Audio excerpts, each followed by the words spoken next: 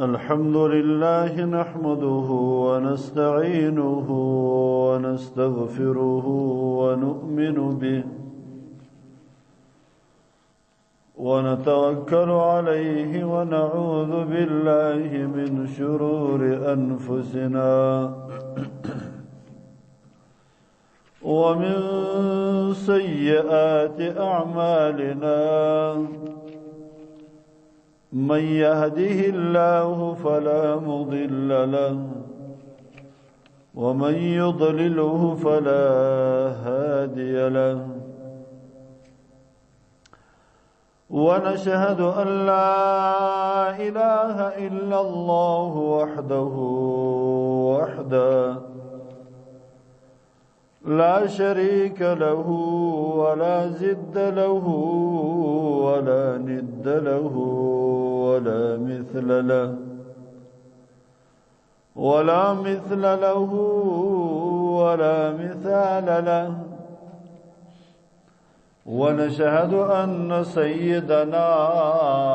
وحبيبنا وشفيعنا ومولانا وأولانا محمدا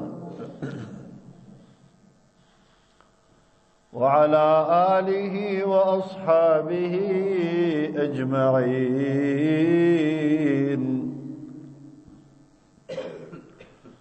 أما بعد فأعوذ بالله من الشيطان الرجيم بسم الله الرحمن الرحيم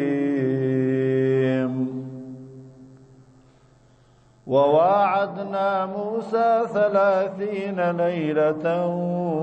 وأتممناها ب10 فتم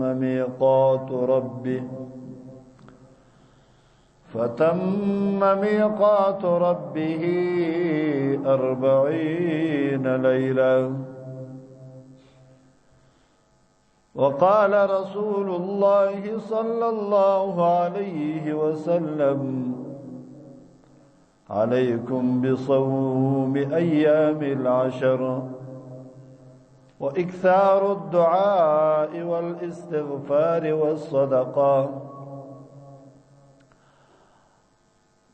والصدقة فيها فإني سمعت نبيكم محمد صلى الله عليه وسلم يقول الويل لمن حرم خير أيام العشر عليكم بصوم 9 خاصة فإن فيه من الخيرات أكثر مما أن يحصى العادون صدق الله مولانا العظيم وصدق رسوله النبي الكريم ونحن على ذلك لمن الشاهدين هو الحبيب الذي ترجى شفاعته لكل هول من الأهوال مقتحم يا رب صل وسلم دائما أبدا يا رب صل وسلم دائما أبدا على حبيبك خير الخلق كلهم اے خواجہ چی پرستی زی شبر قدری نشانی اے خواجہ چی پرستی زی شب قدری نشانی ہر شب قدر است اگر تو قدری بدانی إن الله وملائكته يصلون على النبي يا أيها الذين آمنوا صلوا عليه وسلموا تسليما سبحان ربك رب العزة عما يصفون وسلام على المرسلين والحمد لله رب العالمين. درود شریف وایست. اللهم صل على محمد وعلى آل محمد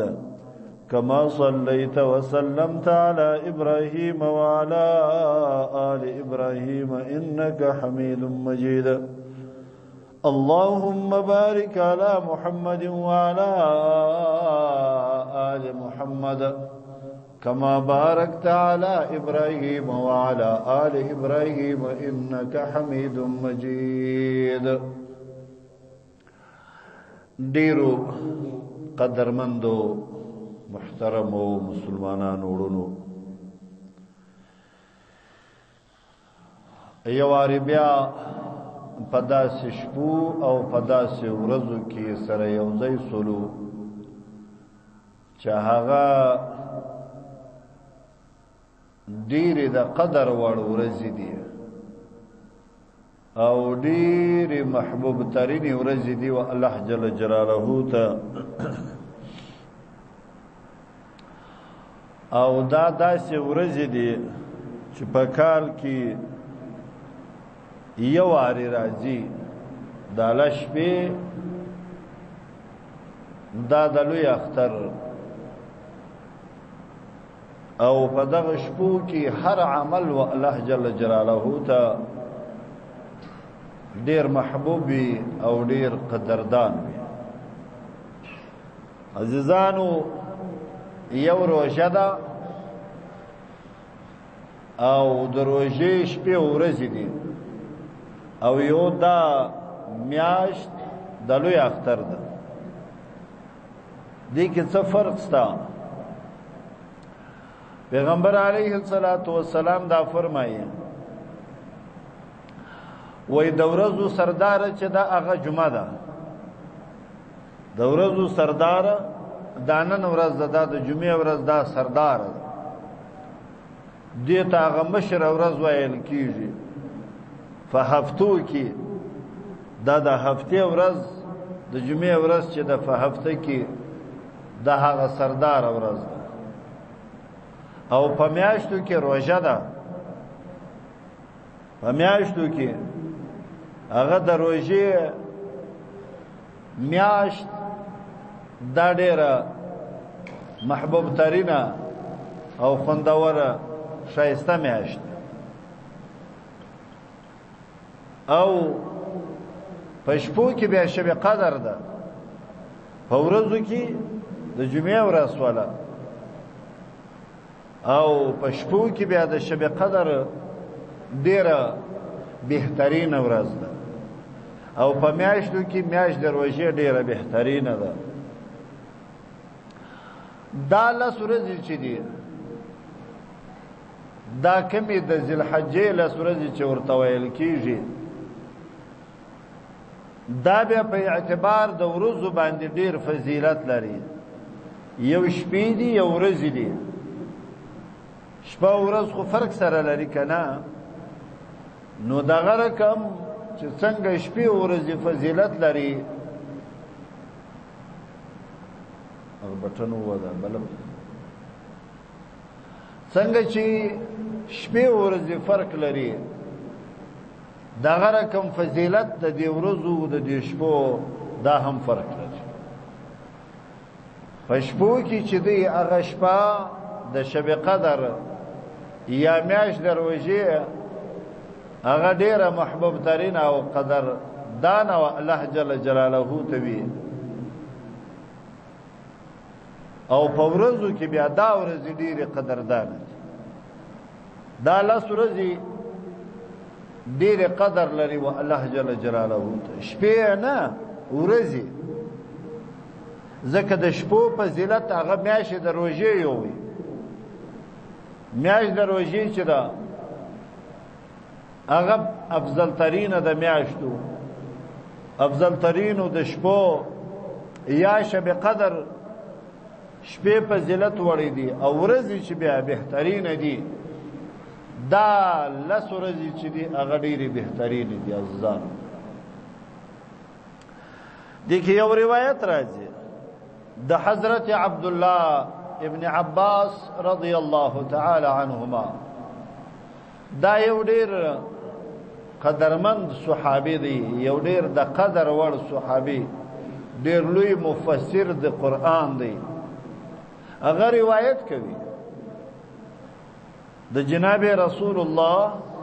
صلی الله علیه وسلم څخه وی پیغمبر علیه الصلاة والسلام داو فرمایله ما من ایام العمل الصالح فيها احب الى الله تعالى من هذه الايام وی پیغمبر علیه الصلاة والسلام داو فرمایله نیک عمل په کوم ورځو کې ډیر بهترین وي وی پیغمبر علیه الصلاة والسلام دا ویل په دې لسو ورځو کې نیک عمل ډیر محبوب و الله ته سبحان الله دا لسو ورځې عمل نیک عمل بد عمل نه نیک عمل ډیر محبوب ترین وي و الله جل جلاله نو صحابي شتنه جن کوي چې یا رسول الله صلی الله علیه وسلم ولل جهاد فی سبیل الله تعالی آیا در جهادم دغه شپې چې دی هغه افضل دي بهترین دي پیغمبر علیه الصلاة والسلام څه ورته فرمایي وی و در جهادم افضل در مجاهدم افضل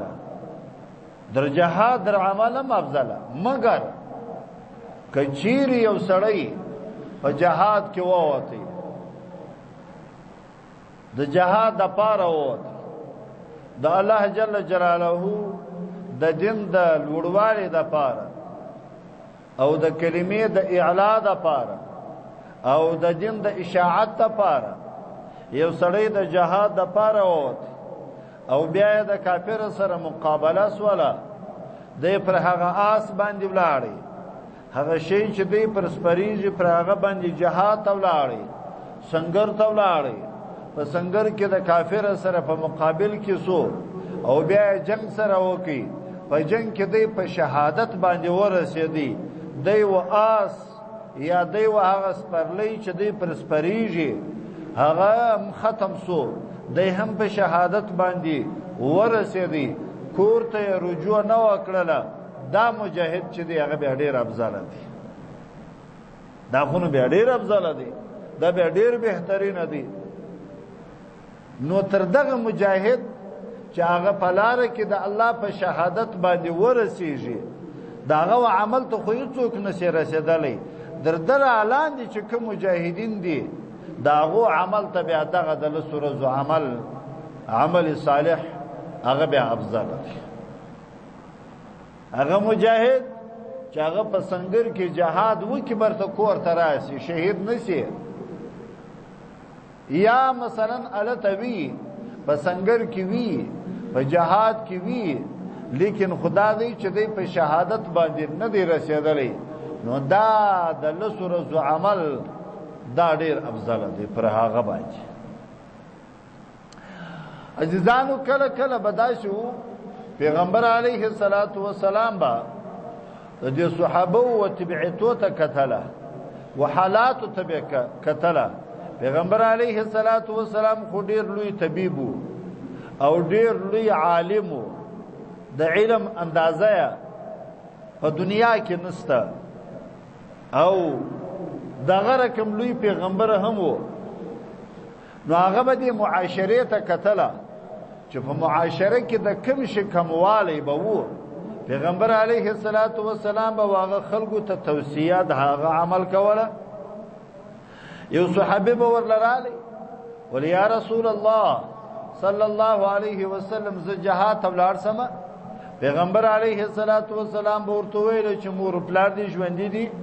د به ورته هو ولنو چې ژوند دي ولورسه د مور پلار خدمت وکړه د جهاد افضل دي دا پکمه وجبه اوس در جهاد خو چې افضل نشي جوړېدل جهاد خو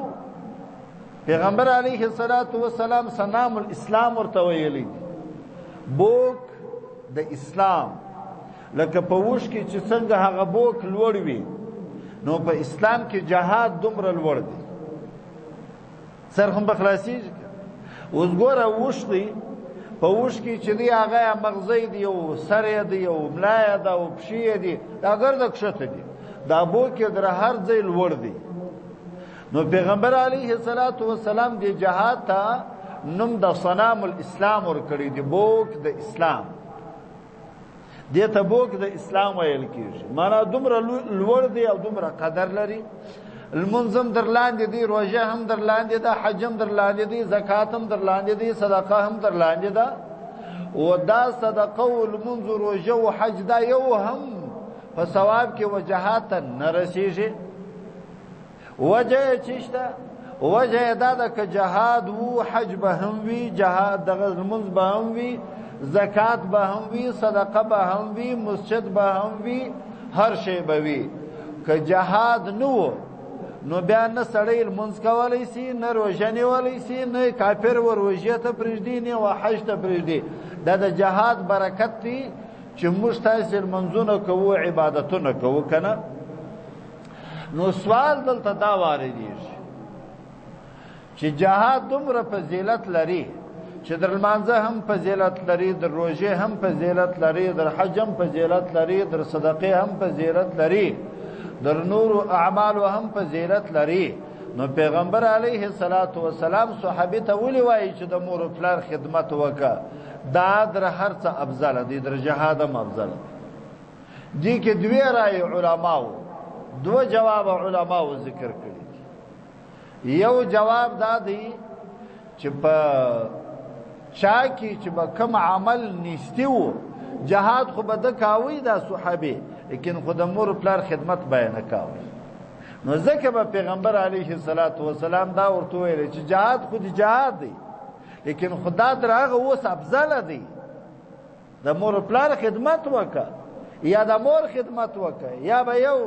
صحابه براله یوازې مور کې به ژوندۍ و پیغمبر علیه الصلاۃ والسلام به ورته ویل چې د مور خدمت وکړه بس جهاد ته مزه نو صحابه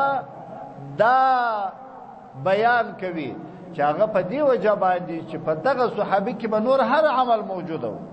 المنځونه به هم شل منځونه کول روژه به هم شل روژې نیولې جهاد به هم شل جهاد کاوي او صدقې به هم ورکول لیکن خدای شی به و چې د مور پلار خدمت بیان کاوي پیغمبر علیه الصلاۃ والسلام به دا ورته ویل چې د جهاد مکوه در جهاد دا افضل دی سره هم بخلاص دا یو روایت بل روایت دا وای جهاد دو قسمه دی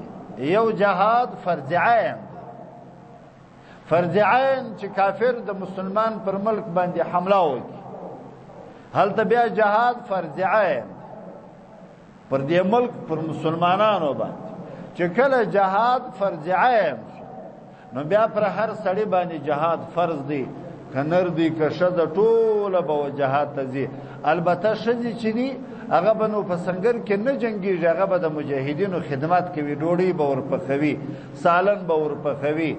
او د مریضانو چې کوم هغه ټپیانو زخمیان دي د هغو تداوی به کوي دا جهاد کالی به ورلره مینځي که نه دا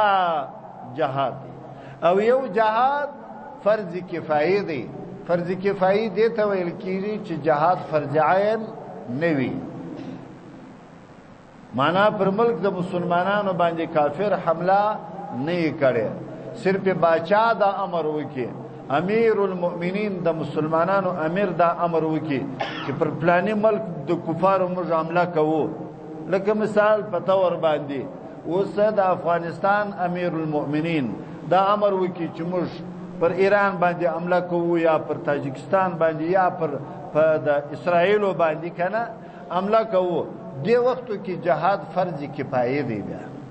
کڅه کسان لاړ شي د نورو غاړه بیا په خلاصي شي لکه د جنازې لمونځ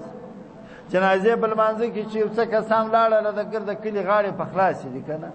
نو په دوه وختو کې به پیغمبر علیه الصلاۃ والسلام د صحابه او تویلا ولا تر جهاد هغه جهاد چې هغه فرض کفایي دی د نورو چې لاړ شي ستا غاړه په خلاصي در دین او دا افضل دی چې ته د مور پلار خدمت وکړي نو دلته دغه جهاد ګوره جن اراده سوی دی پیغمبر علیه الصلاۃ والسلام دا وایي وی په دغه لس ورځو کې عمل هغه در جهاد هم افضل دی په دغه لس ورځو کې نیک عمل کول روژه نیول صدقه ورکول او په دغه ورځو کې نفلونه کول او صلات تسبیح کول او استغفار ویل او دغه رقم کلمه د لا اله الا الله ویل په دې ورځو کې دغه اعمال هغه ډیر محبوب وي ډیر خوش وي او الله جل جلاله ته تر هر شي او الله جل جلاله ته ډیر محبوب وي در هر ورځو د کال نور ورځې یو طرف ته دي او دا لس ورځې چې دي هغه بل طرف ته دي عاجزان پیغمبر علیه الصلاۃ والسلام دا وی در هغه جهاد دغه د لس ورځو عمل دا هم محبوب ترین وي او الله جل جلاله هغه جهاد چې هغه فرض کفایي جهاد وي صرف بخلاص وکنه دا یو روایت بل روایت د حضرت جابر ابن عبد الله رضی الله تعالی عنهما څخه روایت هغه دا فرمایي چې قال رسول الله صلی الله علیه وسلم پیغمبر علیه الصلاۃ والسلام دا فرمایله ما من ایام احب الى الله وافضل من ایام العشر وای پیغمبر علیه السلام دا فرمایله نستا دا ورځي چې هغه د محبوب وي او الله جل جلاله ته یا افضل وي او الله جل جلاله ته تر دغه لسورز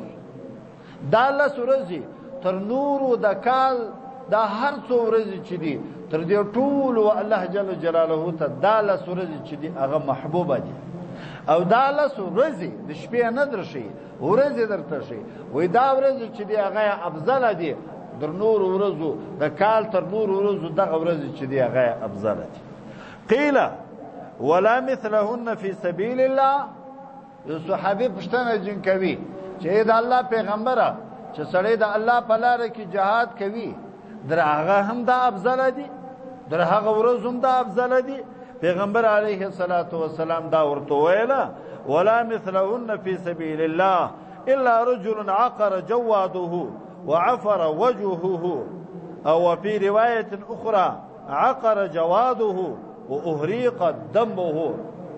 پیغمبر علیه الصلاۃ والسلام ورته ویلا ولدر مجاهد در عملم په دغه ورځو کې عمل و الله ته محبوب دی مگر هغه مجاهد چې هغه د آس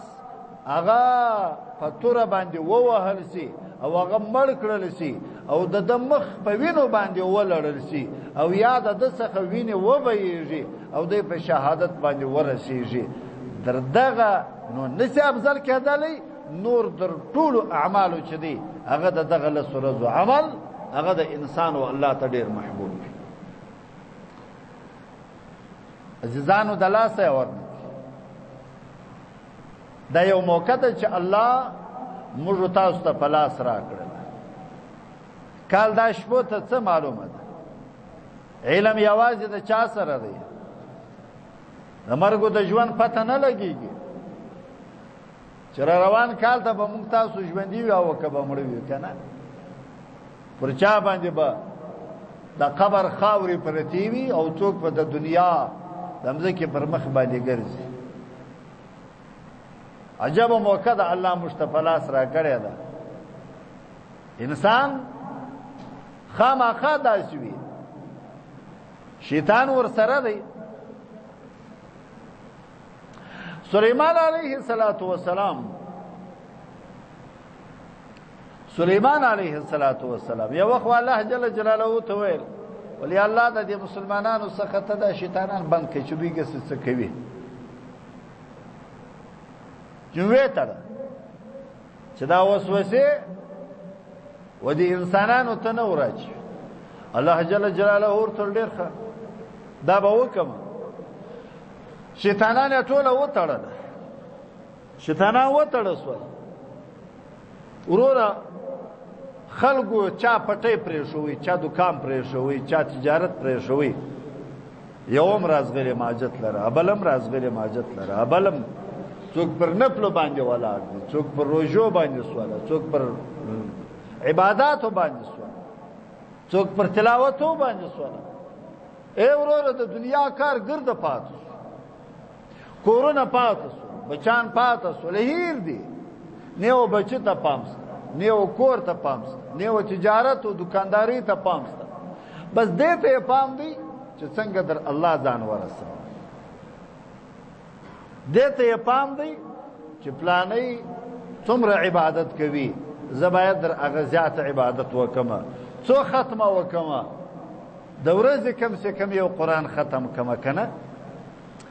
بیا برته د دنیا ټول کاروبار مفلوج، د دنیا نظام ګر سره کې مفلوج، ټول فلج ختم شو. سلیمان علیه السلام الله جل جلاله ته ویل یا الله خو دنیا کرده غرق شول، کرده خلک به مسجدونه نه وتل، د بازار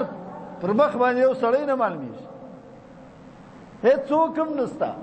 ټول په مساجدو کې ناست دي، څوک په کورو کې تلاوتونه کوي، د قرآن غږ د کوره راوځي. نن خو د سرو غږ د کوره راوځي، د موبایل، لیکن هغه وختو کې به د قرآن غږ د کوره راوتی. یا په لمانځه باندې څوک ولاړ وه، د هغو زګیروی به سویلی به د ستړیا د لمانځه هغه به د کوره راوتی، یا به د الله الله نوم د خولې څخه پورته کېدی. سهار د پیشنمې پر ټیپ باندې به د الله الله غږ به و، د سپین ږیري و، د ځوان و، د سپین سري و، د کور د ټولو په خولو کې به ژبه بلنده وه په ذکر د الله الله باندې. نو یې ورته وویل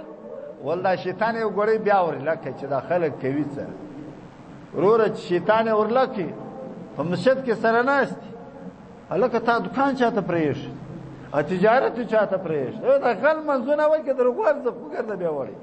پر هغه منټ باندې ګرده مساجد خالي سوله، بازارونه ډک سوله. دا روژه کې نه دی پیغمبر علیه السلام څه فرمایي؟ وایي شیطانان وتړل شي. روژه کې تړل کېږي که نه؟ د الله پیغمبر دا فرمایي، وایي شیطانان وتړل شي. ای لکه هاي چوټو سره دومره شوکي دی، راوړه د دې چوټ. د روژه کې پیغمبر علیه السلام دا فرمایي، وایي شیطانان وتړل شي. چې وتړل شي دا خلک تاسو وینئ که نه؟ ډېر وي در نورو وختو په مساجدو کې، په جوماتو کې هم ډېر وي، په هر لمانځه کې ډېر وي که نه؟ دا وجه یې څه شته؟ خو شیطان وتړل شي. او چې کله د اختر وسوله نو په انډیوال برته راشي، په سره پر څنګ شي، ویل چیرې به ځو؟ نو ځو به نو اوس به نو منظرې کوو، یاره دا ګرده میاشت مې عبادتونه وکړل، ذکرونه چې ما وکړه، د تلاوتونه مې وکړل، د قرآن ختمونه چې موږ ته یې وکړل، پاو تراویح خو نو مړ شولو چې پښې به مو دی وپړسېدلې په خدای. بیا به نو حافظ صاحب وروره یوه ګنټه درولې وو، زنګنونو به مو درد کاوه، ګسه به ولاړېدی نه سولو که نه؟ بس دې وروره موږ ته یې کړي څه دي؟ موږ ته یې کومه دی ګناه کړې ده چې خدای نه بخښي؟ په خدای دستي مو خدای وبخښي، ټیک دی خدای مو خود بخښي، ولې مو الله نه بخښي؟ الله غفور رحیم ذات دی، لیکن خدای لږ څه ستاسو کومک غواړي. نو د اختر به سهار چې کله زما او ستا انډیوال زما او ستا سره پر څنګ شي، شیطان مبارک درته ښیم که نه؟ مساجد هم پاته وي، تلاوتونه هم پاته وي، جماعتونه هم پاته وي که نه؟ بیا نو بیا هغه نخرې کوو، دا ګرده میاشت بیا دونه نخرې نه یې کړې لکه په دغه یوه ورځ و دوې ورځې و پنځه ورځې کې چې موږ دا نخرې وو. دا مې در دې پورې عاجزانه ویله چې ګورې موقع د لاسه مه ورکوئ، دا یو داسې موقع ده رکاړه نه ده معلومه چې ژوندي به پاته سو، مړه به سو، څه به را سره وسي. خو پیغمبر علیه السلام دا فرمایي چې دا ورځې دا ډېرې قدرمنې دي، او هغه د الله نیک بندگان، د الله ښایسته بندگان، د الله پر بیته باندې چې طوافونه کوي که نه؟ دا شپې د طوافو د حج دی. الله دې مناسب ورسره وکړي، الله دې مناسب ورسره وکړي که نه؟ هغه په کفنو کې چې ځانونه بند کړي او د الله پر تور بیته باندې راګرځي او د لبیک لبیک نارې در خولې پورته کیږي دا هغه ورځ دا هغه قدرمنې ورځې دي او دا داسې ورځې دي چې الله د عرفات پر میدان باندې د عرفات پر غونډۍ باندې اعلان کوي چې زما بندگانو ما ټولو ته عفو کړی ما ټولو ته مغفرت کړی دا داسې ورځې دي الله دې مو په هغو ثوابو کې ورسره شریک کړي الله دې زموږ ته نصیبه ورسره وکړي چې یوارې د الله پر حرم او د رسول الله صلی الله علیه وسلم د روضې دیدار وکړي ډېر خوش نصیبه خلک دي چې الله غوښتي دي ډېر و الله ته قدردان خلک دي چې الله غوښتي دي الله میلمانه دي دا خلک او دا د جناب رسول الله صلی الله علیه وسلم میلمانه دي دا خلک په دې میلمنو کې دي الله ما او تاسو حساب کې ورسره دا د هغه ورځو ثواب الله ما او تاسو را کړی دي هغه چالت د ثواب کارونه کوي واغو ته کم ثواب الله ور کوي کم ثواب دوی ته ملاويږي دا ثواب د عام بندگانو ته الله ور کوي الله وایي و یواز ما غمل معنی نه دي دا غو ملمنو په وجه باندې زما ګران بندا ستا عمله مو ما ته قدردان دا غو طواف چې ما ته څومره قدر لري دا غو دعا چې ما ته څومره قدر لري دا غو المنځ چې ما ته څومره قدر لري زما بندا چې ته په پښتون آباد په غرو کې وسېږي او ته توان او طاقت د بیت الله نه لري ستا دعا مو ما ته رسېږي الله دې واوري الله دې واوري الله دې مناسبه وکړي بل روایت د المؤمنین حضرت عائشه رضی الله تعالی عنها روایت هغه څه فرمایي ان شابا كان صاحب سماع وكان اذا اهل هلال ذي الحج اصبح صائما و یو ځوانو دا د ځوانانو د پاره دا خبره ده سمېږي خو هغه در وختي ګوډي درد کی کله پناست باندې المنځ کړي کله په ولاړه باندې المنځ کړي د ځوانانو د پاره المؤمنین رضی الله عنها لیکن خنن ځوانان د دنیا په غفلت او د دنیا په محبت کې نن مدهوش او بهوش دي وای و یو ځوان صاحب سماع والا ځوانو او اوریدل کوله د عالم خبرې ته بیا غوږ نیوي د پیغمبر علیه الصلاۃ والسلام خبرې ته بیا غوږ نیوي عمل څه کله چې بدا میاشت رااله د ذوالحجې میاشت د لوی اختر میاشت براله نو اصبح صائما سحر به بس دی روزه بس د سحر څخه به روزه نیولې چې دا میاشت بل د ښکارس ولا بد د سحر څخه به د روزه نیولې چې دا میاشت براو خپل د الله سورې مکمل دا نو ورځي روزه به نیول فارتفع الحديث الى النبي صلى الله عليه وسلم دا خبره در پیغمبر علیه الصلاۃ والسلام ورسېده چې دا سی ځوان دی او هغه دا عمل کوي چې دغه د ذوالحجې له سورې راشي بیا د روزې نشي پیغمبر علیه الصلاۃ والسلام یو سړی ورواستوي ولورس ورته راس ځوان راوغشتي ځوان چې راوغشتي پښتره جن کوي د ځوان څخه ورته وایي ما يحملك على صيام هذه الايام ويتبع استوجد چې په دغه شپو کې تر وژې نشي دا مشتستم وای دیني چې مشتي و بیا ځانونه جنوب اس سپینځري و ځوانان ګرځي په دې کې داخل الله دې توفیق راکړي چې یا روزه ونسو یا عبادت وکړو په دې ورځو نو ورته وای چې ته په څه وجه باندې دا روزه نیسې هغه ځوان څه ورته وایي بأبي أنت وأمي يا رسول الله صلى الله عليه وسلم زما مور پلار دې درتا قربان وي اې دا الله پیغمبره انها ايام المشاعر دا ورځې دي چې پدې کې حجان چې وحج لره ولاړ شي الته د الله جل جلاله احکام پر ځای کوي د حج احکام پر ځای کوي دا یو و ایام الحج او دا ورځ د حج دي عسى ان يشركني في دعائهم ژر دی چې الله ما د حجانو په دعا کې وسره شریک د دې لپاره زه عمل کوم چې الله جل جلاله ما په دغه حجانو په دعا کې وسره شریک کی چې کوم دعا وي دوی په مینا کې کوي په مزدلفه کې کوي پر عرفات باندې کوي د طواف چې خلاص دوی دا دعا وی کوي او په لط سر باندې وي او په جړه باندې دعا وی دوی کوي کنه زه د خدای وې دا امید لرم د الله صدا امید لرم چې الله زما دعا هم قبول کړي او د دوی سره مې شریک او موږ هم دا دعا کوو الله دې مو سره شریک پیغمبر صلی الله علیه وسلم څو ورته وایي ورته فرمایي و ثواب ورته شي دغه ورځو دغه نیکو اعمال ثواب ورته شي وی فإن لك بكل يوم تصومه عدل 100 رقبه وی دا هر ورځ چې ته وای وروژنې سي وی دومره ثواب الله وتعالى درکوي لکه ته چې د ورځې 100 دانې مریان د الله په لار کې آزاد وي 100 دانې مریان چا په وسه باندې کیږي لیکن خدای د ایوه ورځې روزه دومره ثواب دی چې لکه ته چې د ورځې 100 مریان آزاد دی یو و100 بدنه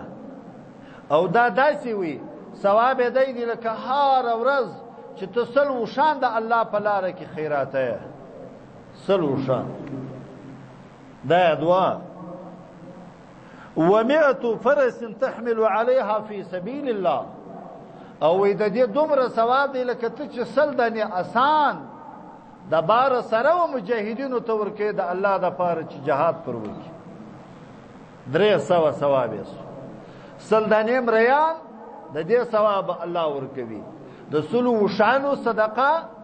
او د سلو اسانو چې د الله په لار کې او مجاهدینو ته ورکوي د یوې روزې په برکت باندې الله دومره ثواب ورکوي دا یو بیا ورته فرمایي فاذا كان يوم الترويه وکله چې د اتم ورځ راشي چې حجان مبارکان په حرم شریف کې الته احرام تړي چې شپه مینا ته رسوي سهار و عرفات ته ځي احرام تړي یوم الترویه د اتم ورځ چې ورته ویل کیږي کنه نو فلك فيها عدل 1000 رقبه و1000 بدنه و1000 فرس تحمل عليها في سبيل الله وې ثواب څومره قدر دی وې دغه ورځې روزه به دومره ثواب لري لکه ته چې زردانی اغمریان ته د الله په لار کې آزاد کې زردانی دا یو او زردانی وشان د الله په لار کې هغه خیرات کې او زردانی آسان او مجاهدینو ته ورکی چې هغه جهاد پر زردانی دا د اتم د ورځې فاذا كان يوم عرفه چې د عرفات په ورځ روزه ونی ولکنه د عرفات په ورځ باندې فلك بها عدل 2000 رقبه و2000 بدنه و2000 فرس تحمل عليها في سبيل الله د عرفات په ورځ باندې چې کله تر روزه ونسي ثواب بیا د 2 زره الله وتعالى درکوي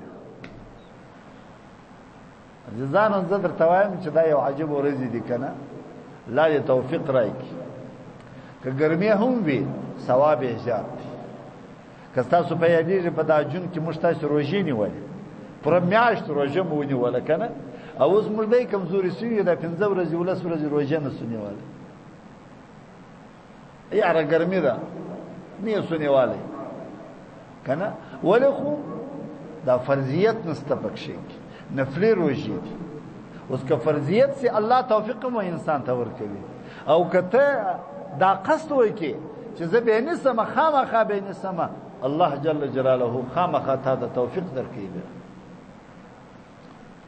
انسان ته الله توفیق ورکړي کنه نسی الله توفیق نه درکړي بیا ورته فرمایي وهو صيام سنتين سنة قبلها وسنة بعدها وإذا دې دایسي مثال دی لکه ته چې 2 کاله روژه ونیسي نفلي فرض نه نفلي روژه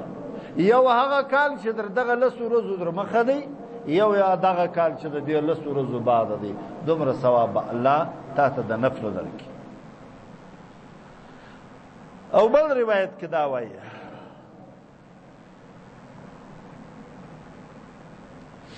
ده حضرت عبد الله ابن عبيد ابن عمير الليثي رضي الله تعالى عنه څخه روایت ده دې څخه در مخه یو بل روایت درته وایم ده حضرت ابي الدرداء رضي الله تعالى عنه روایت دې روایت ته غوږ ونس هغه وای عليكم بصوم ايام العشر ای خلقو تاسو د الله سورې روزه ونس دا یو د الله سورې تاسو روزه ونس و اکثار الدعاء ډیر دعا وکوا ډیر غوښتنه د الله څخه کوا جناب رسول الله صلی الله علیه وسلم دا فرمایي څوک چې د الله څخه دعا نه غواړي هغه متکبر انسان دی هغه کبرجن دی د الله دغه څخه ډیر بد راځي دغه انسان چې متکبر انسان نو تاسو وی دعا غواړي د الله سره والاستغفار دا سبخ غواړي د الله سره د خپل ګناه او بخښ غواړي د الله سره کدی کړي نه کړي دا خو کېدلې نسی امکان نه لري چې مشتای دي ګناه نه وکړي انسان بخامخه ګناه به ور سره وي یو انبیا دي انبیا الله د هر ګناه څخه چې دي هغه دي معصوم او محفوظ ساتلی دي د وکشنی او د لوی ګناه وس د چا سبب غیبت سوی د چا سبب تهمت ویل د چا سبب بهتان ویل چا به د چا حق خوړلی چا به چا د په بد نظر باندې کتلی چا به ور بل عمل کړی دا به ګرد سي لیکن خو استغفار او بخښ او غوړي د الله بیا ورته فرمایي فإني سمعت وما واوردل نبيكم صلى الله عليه وسلم استاسو د پیغمبر سره واوردل صحابه فرمایي ويقول پیغمبر علی السلام داویل الويل لمن حرم خير ايام العشر دویل شلدی وی دویل شلدی وی دویل شلا د جهنم کې دویل شلدی وی الله دې مشتاق وساتي د جهنم دې ممالا وساتي او بالخصوص بیا دویل د شلې سره الله وساتي وی دویل شلدی وی د وهغه چاته چې دای محروم سي د دغه ورځو د ثواب څخه دې له ورځو د ثواب څخه چې دای غافل سي نو دویل شلدی وی واغه انسان ته اے وی ځان غافل ما جوړوي بنده د الله مغافل کېږي د غفلت په خوب بده انسان راپورته سره د غفلت د خوب سره راپورته کا مبي د کېګا دا ورځ وي د خوب نه دی د شپې او د خوب نه دی دا د مغفرت او د بخښ او د دعا او د نیکو اعمالو بیا ورته فرمایي علیکم بصوم التاسع خاصه ای وای کنور نه وی دادا عرفات د ورځ روزه خو نو خامخا ونس نور کدي سي او کنه نسی لیکن خدا عرفات د ورځ روزه خاصه تاسو ونسي ځکه په ان فيه من الخيرات پدې کې دومره ثوابونه دي اکثر مما يحصيها العادون چې شمارون کې نشي شمارلې چارڅونه خلق ورته کښینه حسابګر ورته کښینه چې دا ثوابونه ولیکا لیکن خو هیڅ څوک به دا ثوابونه نه ولیکي دومره ډیر ثواب وي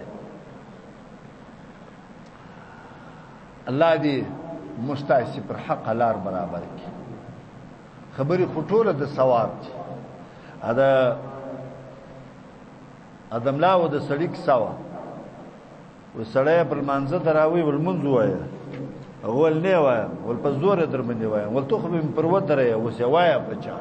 والله کې استا پلار به ما وای کنه اوس خو دې موږ درته شوونه وکړه اوس به دا عمل بچا باندې کوي درته خو مې شوونه ثوابونه مې درته و شوونه لیکن اوس به کوي بچا اوس ما پر ودرې وای مې بچا خدا دې الله دې مشتد نیکو اعمال او توفیق راکړي الله دې مدغه احساس پزړی کې پیدا کړي دا فکر دې مو الله پزړی کې پیدا کړي چې یارا نن خو مولوی صاحب دا بیان وکړي دا پر کوم شي دا بیان وکړي د چیشته پاره دا بیان وکړي کم سے کم دومره فکر خو باید ما او ته په ذهن کې راوګرځو دومره سوچ باید را سره پیدا شي چې دا خو زما استاد د دنیا او د آخرت د زندگی د برابرولو د پاره دا بیان وکړي د دنیا په زندگی کې خو ما او ته 24 غنټه لګیایو ما او ته دومره مدهوش اصولو دومره غر کې پکشي کې چې کله منځه وخت راځي هم پروا نه پکوو کله جمعات وخت هم پروا نه پکوو دا سوچ فکر نه را سره خو د دنیا کار به مختبیا یو پروا نه لري لمزدلر وشاته سي پروا نه لري جمعات بیان نه وسی نو هیڅ پروا نه لري دا سوچ فکر باید موږ د ځان سره پیدا کوو چې دا اوس موږ د آخرت تباہی ده که د دنیا تباہی دنیا ګټو آخرت بایلو د دنیا په ګټه باندې شپو یوجو ولی خلاص پلاس سودا ده خلته نقد روپی دی او ما ته پلاس باندې راځي او د آخرت سودا چې پټه ده هغه مشقته ورځوي نه دا فکر باید مستاسو چنن موضوع د چیش موضوع مولوی صاحب نن د جمعې په ورځ باندې پر منبر کوم موضوع نن بیان کړل په کومه باره کې نن وژغېدی نن به زوم شاید اکثر علما پر دې باندې ژغېدلي اکثریت علما دا د جمعې ورځ دا پر دغه ایام العشر به پر دې له ورځو د ذل حجې به علما ژغېدلي پار ځای کې تاسو بیا وګورئ ان شاء الله تعالی یو دانه نو مشوره و چې هغه به بل بیان کړي لیکن اکثریت علما به دغه ورځو فضیلت چې دی هغه به بیان کړي او دا ډیر د افسوس دی دا ډیر د هلاکت او د تباہی دی زموږ مساجد ته ځو علما او تکشینو د علما سره ناسم وي او نصيحت اورو لیکن خو هغه موضوع ما او ته نه معلومه هغه بحث ما او ته نه معلوم الان کې اکثریت خلک د علماو بیانونه اوري لیکن چې پښتنه ورڅخه وکي اچې په یاد لري هر څه ورڅخه یې ولی فکر نستر سره سوچ نست د آخرت سوچ نستر سره هل ته ما او تا کامیاب کېدلی د کامیابی پر لار باندې هل ته قدم ایښولای شي کله چې د آخرت فکر در سره پیدا شي بیا نو ته کامیاب یې بیا نو ته شاباس اپرینه مار سړی درکوي کدا سوي چې د دنیا په محبت کې او د آخرت په هیرولو کې وي دا انسان ډیر سخت ناکام دی دا د ناکامۍ په هغه پای درجه کې دی دا نو وکړی تلویدلې دی دا به کوشش د دې مشتاش په ګردو باندې کوو چې در لاس به نه سورا کاږي به د دې کډیس کاکا ته پستورګو باندې وډون دی نه ویني و دې کډی تلویدلې لار دا د پر دې لار باندې راوخېږه بیا به تم لا سور کې زبم لا سور کوم ابل بم لا سور کې زبتاو ته شوونه کوم تاسو بیا وهغه چاته شوونه کوي چې هغه نه په خبر پدې باندې دا کډی څه بیا تاسو را باس دا بیا تاسو ذمہواری کور کې دنه زنانی دام د الله بندگان دام د پیغمبر علی السلام امت نیم امت نارینه دي نیم امت زنانه دي الان کې چې و سرچ وکي زنانه پر نارینه و باندې ډیری دوی حصي چې دي هغه زنانه دي یو حصہ د دنیا چې ده هغه نر دي دا امت دی، دا هم د الله د پیغمبر امت دی. ستا د کور خادمه ده، ستا د بچانو خادمه ده، ستا خادمه ده، ستا د ملمنو خادمه ده، ستا کپړې درته مینځي، ستا د بچانو کپړې درته مینځي او ستا د ملمنو خدمت درته کوي. دا به ته پر حق لار برابره، دین به ورته شي. دا ستا ذمهواري ده، دا د میړه ذمهواري ده، دا د پلار ذمهواري ده، دا د زوی ذمهواري ده،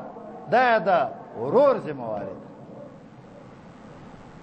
په دې کور کې چې کوم مشران دي دا د هغو ذمهواري ده. مژور ته به ښوونه کوې، لور ته به ښوونه کوې، کوروالا ته به ښوونه کوې، دین به ورته ښیې، په دین به پوهې، دین به په زده کوې، د دین احکام به ورته ښیې. دا زما او ستا یو حصه ده، دا زما او ستا د ژوند یو حصه ده. د زنانو سره به رحم به کوې پر زنانو باندې، شفقت به کوې پر زنانو باندې، ظلم به نه پر کوې پر زنانه باندې. پخوا خو به داسې وو لرګی به در سر ورته واړوئ نو دې کوم ځای خوږېږي ډبه و ډبه، کله به یې لاس ورمات کړی، کله به یې پښه ورماته کړې، کله به یې څپه کړي، سر به ورمات کړي که نه. دا د الله بندګانې دي. یو د الله بندګانې دي، دویم ستا بنده ده. دویم د دې میړه و کور ته چې راله دا د دې میړه بنده وګرځېدله. د دې میړه د خولې څخه نه بیا دې خوا ته اوښتلی سي نه خوا. د میړه په اجازه به د پلار کره ځي، د مور زیارت ته چې ځي هغه به د میړه په اجازه باندې به ځي. نو ستا بنده سوله که نه؟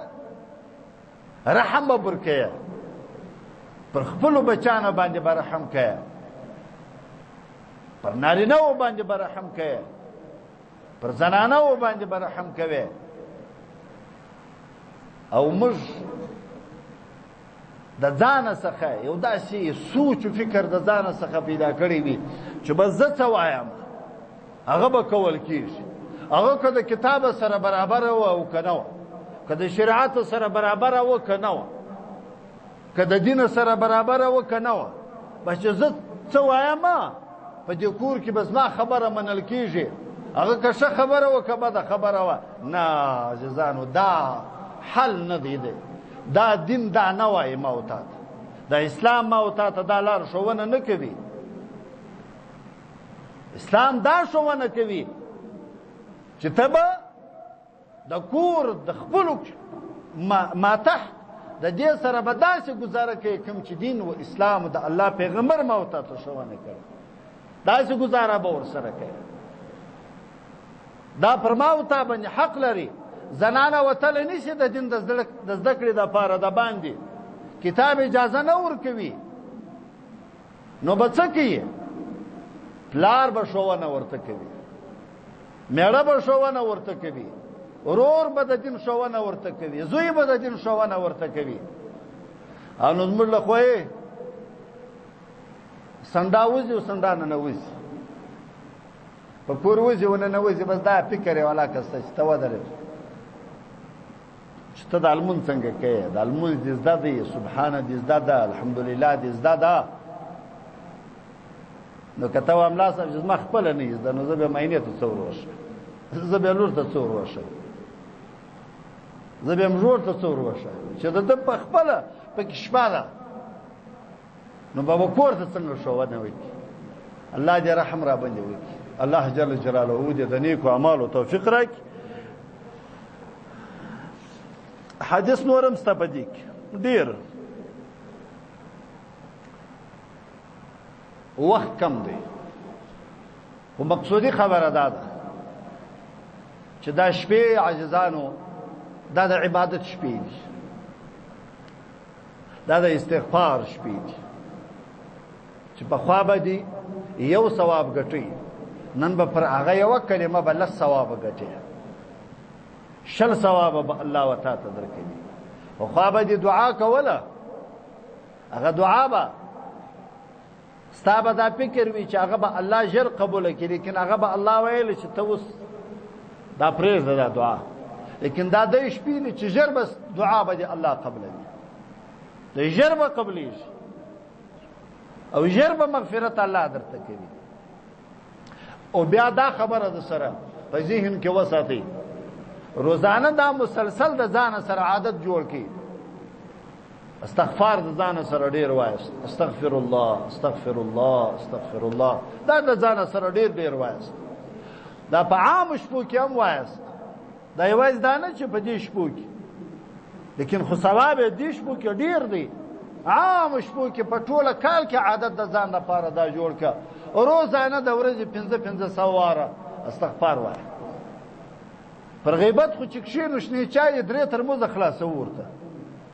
که نه د چای کور ور خراب کړو په هغه سړي کې خېږو ولوېږو د بوټو سره و د خټو سره به خېږو په غیبت مړېدل نشته لیکن چې ورته ووایه چې استغفر الله وایه تا بیا د کومې خوا دونه بزرګي شروع کړه ته بیا چېرې دونه بزرګ شولې ته وګوره دونه بزرګي وګوره او بل د ځان سره دا کلمه عادت کړي چې لا اله الا الله لا اله الا الله بزور وایست لا اله الا الله دا کلمه د ځان سره وایست روزانه یا د ځان سره وایست او بل دا دوه عمل یو بچی شوایست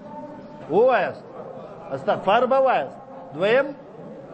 لا اله الا الله دا کلمه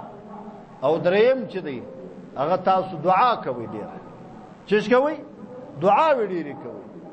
د هر منظم آباد پیغمبر علیه السلام دا فرمایي وای چې کله سلام وګرځئ لمونځ دې وکړي الله جل جلاله ستا دعا قبلوي او بیا په دې ورځو په دې شپو کې چې دا د حج شپې دي په دې شپو کې بیا ډېرې الله جل جلاله دعاوې د انسان قبلوي دعاوې ډېرې کوي ځکه چې څومره قدر د الله سره ته غوښتنه کوي الله ستاسو ډېر خوشحاله کېږي الله وایي زما سره عجز زه متکبر ذات یم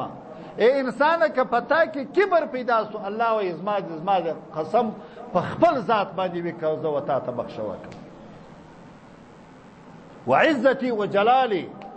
زما د خپل په عزت او په جلال باندې قسم وي ای انسانه که کبر در پکې پیدا سو زبتا هیڅ کله و جنت ته داخل نکم لا يدخل الجنه من كان في قلبه مثقال حبه من خردل من الكبر د چا په زړه کې چې د کبر اندازه د یوې سپلنې په اندازه باندې یو سپلنې اندازه کبر د انسان سره ورسره وي الله به هیڅ کله و جنت ته داخل نکي الله دې مو د دې څخه وساتي دا هغه سړی ځای به هغه جهنم به وي الله دې د جهنم مشتایسته پناه راکړي دعا به ډېره کوي او بل سبحان الله ډېره وایست الحمدلله ډېره وایست د ځان سره دا کلمې دا خو اسانه کلمې پر دې خو نه پیسې تاوانېږي نه مو وخت ضایع کېږي